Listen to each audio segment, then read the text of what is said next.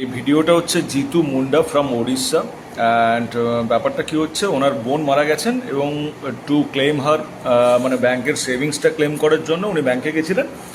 Bank থেকে naturally ব্যাংকের procedure অনুযায়ী যে সমস্ত কিছু ডকুমেন্টেশন সমস্ত চাওয়া হয়েছে। হি হ্যাজ নো আইডিয়া যে কী করা উচিত বা না উচিত।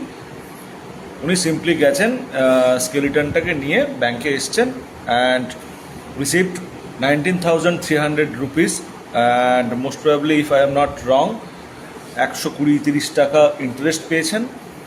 That is the amount, 19,300 rupees, that is the principal amount. So এটা ওনার কাছে এভরিথিং। সো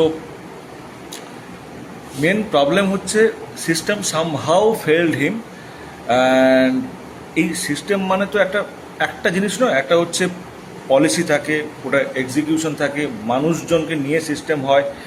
এবার all the monies, all the things, এগুলো আমরা দেখি একটা সিস্টেম, একটা সোসাইটিকে হাই রাইজ বিল্ডিং, কতটা সফিস্টিকেটেড ওয়েতে কাজকর্ম চলছে, কতটা ঝাঁচকচকে ব্যাপার স্যাপার, অমুক তমুক, এগুলো that is the visible thing.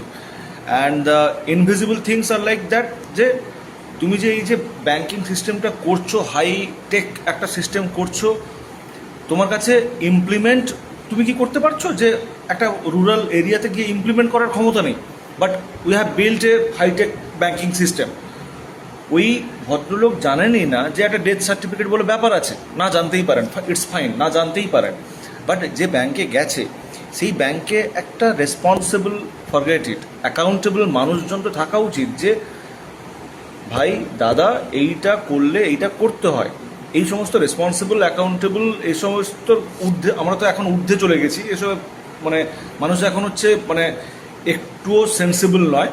তো এই জিনিসগুলো তো ওকে তো বোঝানো উচিত, নইলে একটা মানুষ এই 2026-এ দিনে দাঁড়িয়ে আমরা দেখতে পাচ্ছি কি একটা মানুষ 19,300 টাকা পাওয়ার জন্য, তার সেটা ফ্যামিলি সেভিংস, মানে তার বোনের সেভিংস, ওটা পাওয়ার জন্য রাস্তা দিয়ে তার স্কেলেটন নিয়ে ব্যাংকে গিয়ে সাবমিট করছে। And this is not a good image for the society.